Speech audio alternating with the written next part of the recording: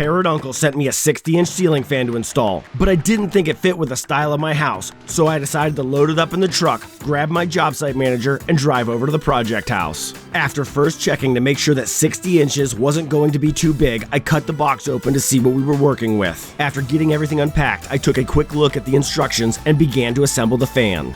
The first step here was to attach the fan blades to the fan motor assembly by lining up the screw holes and using the provided panhead screws. After tightening all the fan blade screws, we fed the wires through the hanger ball and down rod, inserted the pin and hairpin clip, and then tightened the screws. Next, I removed the hanger ball, put the motor cover and ceiling cover in place, then replaced the hanger ball. After prepping my wires, I screwed the hanger bracket in place, grabbed my fan, set it in place, and attached my wiring. Now it was time to attach the ceiling cover so that it is tight to the ceiling.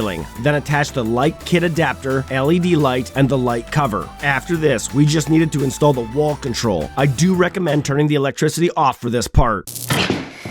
You're not supposed to be hot. And following the instructions exactly as provided or consulting an expert. Now this wall control is coded in case you have multiple fans, so we did set our own code and held the power button for 5 seconds to pair the device before testing. But all in all, we think this came out pretty well.